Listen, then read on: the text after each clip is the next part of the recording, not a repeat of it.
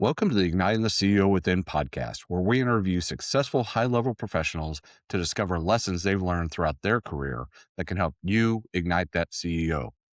I'm Mark McFatridge, and I'll be your host for the next 15 minutes or so.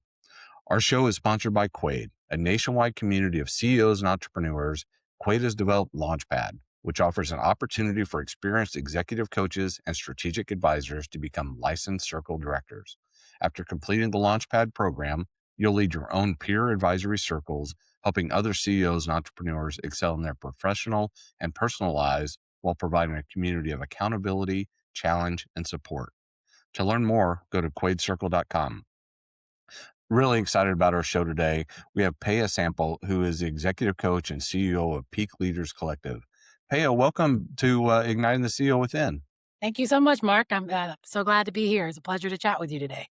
Awesome. Well, I'm pumped. So I'm just going to jump right into it because I don't want to waste any time with you. Let's do it. I've got you do some amazing work, and in that line of work, you get exposure to all kinds of leaders, and you're going to see folks that do things really, really well, and some folks that really need some help. What Mhm. what type of things do you think separates those that do the leadership thing really well and those that could use some improvement? Yeah, that's such a great question. And you're right. I think regardless of the industry, you can see, a wide variety of successful or effective leaders. And there's a couple of things that I tend to notice. And again, I think this is regardless of the industry that you're in. Yeah. One thing that I really see with effective leaders, they really have an understanding of who who they are as a leader. Some folks kind of talk about it as like self awareness. Uh-huh. I think it's not only the self-awareness, but it's also this self-trust in who they are and what it is that they bring to the table. So, yes, I'm aware of who I am, my strengths, my values, my weaknesses, but also I'm getting to a place or I'm at a place where I have more confidence and this internal validation where I might be seeking out, input or insight from others, but I'm able to take that information and collectively make the decision to move the organization or the team forward. And so not always seeking that external validation. I think that is an element I see within that self-trust.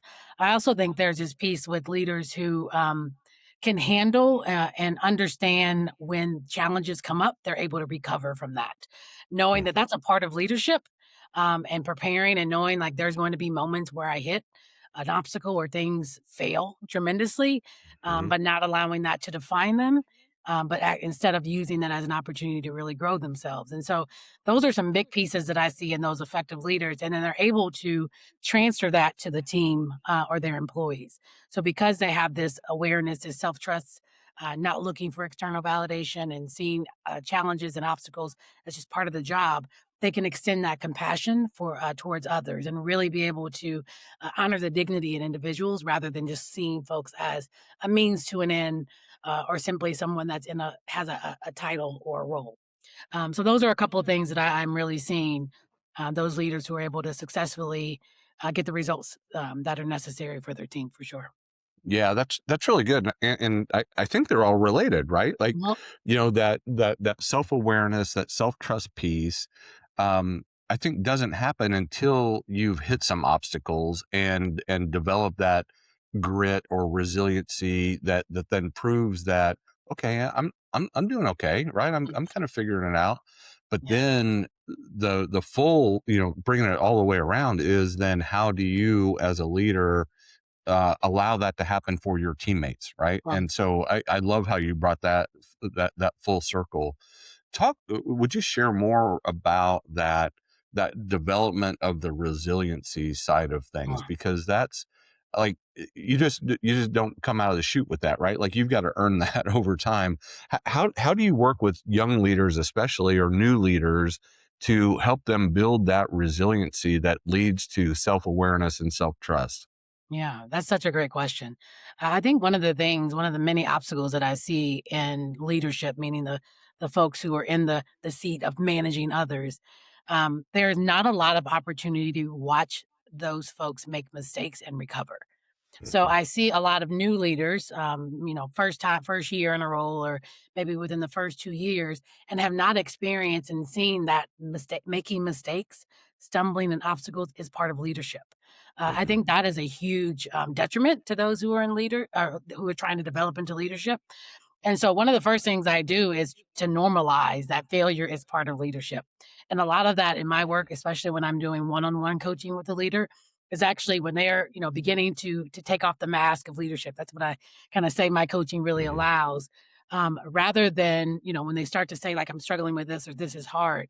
A lot of my work is to just empathize and say, yes, I know, I've been in places like that as well, and actually, can I tell you about, without disclosing name, other leaders who have struggled with very similar things, and so Mhm. I think kinda helping to, unpack this misconception that leadership is perfect, that we don't make mistakes is what's most necessary to help people build that resilience.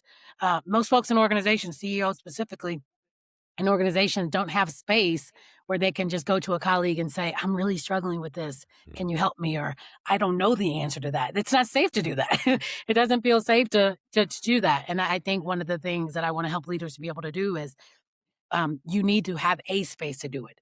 Probably Yeah. not with your team, Yep. but coaching provides that space for us to kind of name, here are the things that I'm struggling with.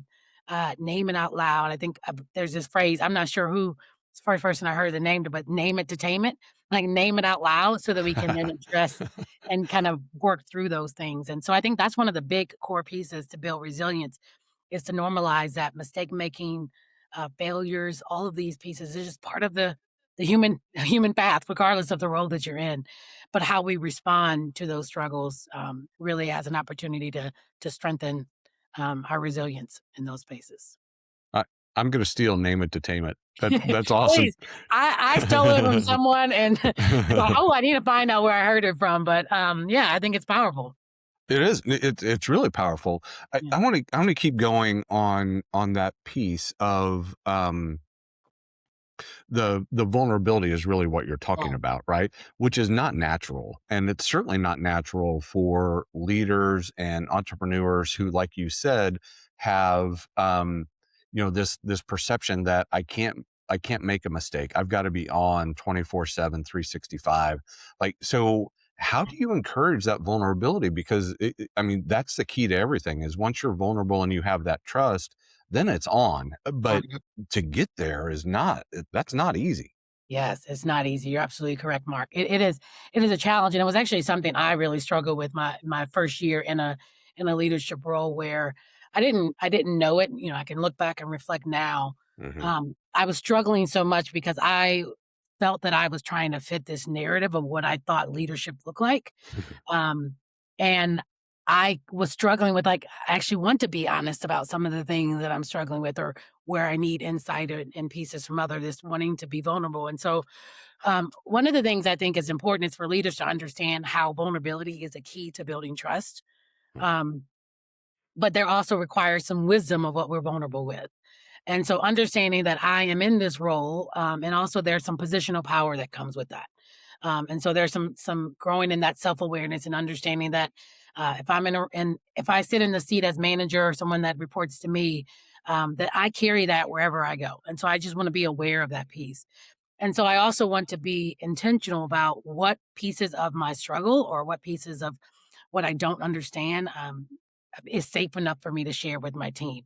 And so I always kind of start in the realm of let's get clear about your brilliance. I kind of say every person I think has this real clarity of their genius or their brilliance, the things that we bring to the table. But also, we have some areas that we don't. It's not our strength. Yeah. And what would it look like for leaders? I say, kind of starting with this competence piece of being able to name to someone when they come to you and say, "Hey, I really need help with this." What would it look like to say, "Actually, I don't know the answer to that, but let me find out and get back to you." Like, that is a Mhm. vulnerable action, Yeah. simply saying, "I don't know yet, and I'm going to figure it out." Yeah. Research actually shows that when we are able to say what we don't know how to do, but we're gonna find, get into the resources or point you in the right direction, it is an opportunity to build some of that trust. And so a lot of it is a understanding that vulnerability is not exposing all of your weaknesses, is not everything.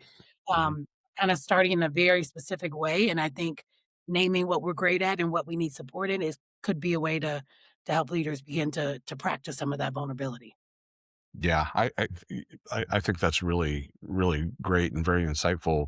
The other thing that I loved about what you said is every leader, I'm paraphrasing, every leader needs to find a space where they can be 100% vulnerable and 100% themselves. And Um, that comes with executive coaches, that comes with executive peer groups, it comes but what with a whole variety of the options that are out there now. But mhm, I think it's really important that they're amongst like situated people who understand what it is, right? It's really hard to be a CEO and go talk to your neighbor who's never been in that role, right? They're not going to understand. So, helping them identify that they're with like situated people who understand what you're talking about is yes, hugely important to allow that vulnerability to come out. absolutely.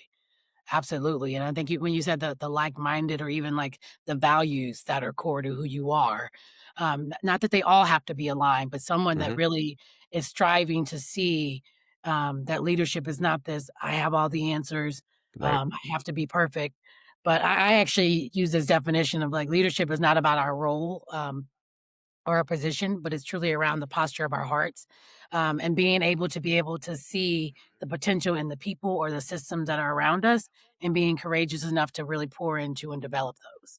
And so, regardless of the role you're in, if you're in a space where you have an opportunity to make impact with people or systems, I truly believe that's a leader, right? And so, Hmm. finding, if that's what I truly believe about leadership, now finding a coach that's all about you have to maintain status quo and like that's not going to be a great person for me to connect with, right? They're Hmm. not going to be able to encourage me and hold me accountable to things. But just like you said, finding those folks that speak my language Yeah. um, is really necessary and really important.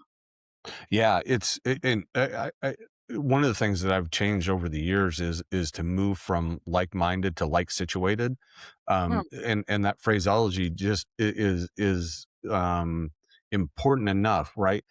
I don't want to surround myself with people who think exactly like mm, me. Like I want to know that they've been in my situations, but go about things slightly differently because I really like that learning that the ability to push you to do something else or to expose you to different things that you've never been exposed to. So that subtle tweak in language of like-minded to like-situated has been really important for mm. me. Yeah, I like that. I'm gonna steal that one from you. There you go. All right, I we're really just like trading stuff that. off back Yes, and forth. Yeah, yes. I love it. Yeah. Well, so one of the things that I like to do is just continue to focus on your development over time. And a question that I've been asking a lot of people is, when you look back to 21-year-old Paya, what is one thing that you wish she knew then that you know now that you've learned over time? That is a great question. 21-year-old Paya, wow. So 21-year-old Paya is in college trying to figure out what she wants to do. So I didn't have I kind of went into college thinking my brother said, go into business. Um, and then I was an art major. I kind of jumped all around. So I Uh was huh. truly trying to discover myself. And I think some advice that I would give to myself at that time um, is not to allow fear to direct my path. I think I was a naturally, fearful person. I actually have to work against some of that, and oftentimes when I was thinking about what career am I going to make, what am I gonna do next, it was in response to, "I don't want this to happen, so I'm going to take the safe route." And so when I would say to her is, like, not allowing fear to dictate that, but how do you grow in confidence and just take the best next step and see it as Hmm. I'm just making a decision and if it doesn't work out, I can always make another decision. I think I was so like, if I make this decision, my entire, career path life is going down the Right. drain. But really, even now, and this is something I even remind myself now, is I'm just making a decision today, and I'm going to live it out for a little bit. And if I decide it doesn't work, I simply have a choice now to make another decision. And so it just allows so much freedom and less of kind of the freedom to Hmm. try and to fail and to learn from it and then to adjust and move in those directions. And I think that's a piece that I see a lot of leaders being afraid to just try Yeah. because of that failure, that fear of failure in many ways. Yeah, I love that. Yeah. One of the phrases I've been using a lot lately is always forward. Like I Mm, don't care how I got here, right? If well, I failed, if I succeed, if I whatever, it's I still want to get to here. So let's just keep moving forward. So yes, yeah, so I love it. That's really cool. Paya, yeah. this has been awesome. Thank you for taking the time and hanging out with me. Would you do me a favor and share with our audience, what does an engagement with you look like and how can people get a hold of you? Yes, I would love to, and this has been a joy to chat with you. As well, Mark. All of my information can be found on my website is www.peakleaderscollective.com. And so on that website, you can kind of get a sense of what it looks like to work with me, has like my email information and all that. I'm on LinkedIn and Instagram as well. And essentially, what an engagement looks like, I really work to partner with leaders who really see and really have this desire to build a culture of belonging, of trust, of really helping to see the people behind the roles, Hmm. in their organization. And so it starts off with a call. We jump on a call and truly to hear like, are we speaking the same language? Yep. And a lot of my work looks like one-on-one coaching with leaders. And so a lot of that works on that self-trust. Who am I? What am I bringing to the table? How do I make sure I'm making decisions that really reflect my values and what's most important to me? And then some of that engagement moves into leadership team development. Those are pieces that I'm really passionate about is one-on-one coaching with leaders, but then also working with their team to think about how are we building a culture of trust? How are we building a culture of belonging?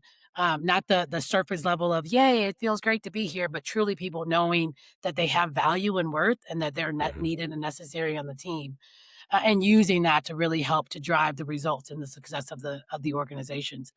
So that is where what my work looks like, and so I would just welcome a phone call, a chat to just kind of check out and see how people where people are, if it feels like a fit, and then digging into some of that leadership coaching, and then the leadership team development and facilitation work. I love it. Well, congratulations on all your success. And again, thanks for hanging out with me today. This has been a blast. You're so welcome. Thanks so much, Mark. Take care. All right, y'all. We have done it again. We found another amazing leader to share her insights and wisdom on what it takes to be a leader these days. So thankful for Paya for hanging out. As we wrap up, I want to remind you that Igniting the CEO Within is sponsored by Quaid, a nationwide community of CEOs and entrepreneurs. Quaid has created Launchpad, which provides an opportunity for experienced executive coaches and strategic advisors to become licensed circle directors and significantly impact the lives of CEOs and entrepreneurs. To find out more, visit quaidcircle.com. Until next time, keep igniting that CEO within you. I'm Mark McFatridge. Thanks for listening.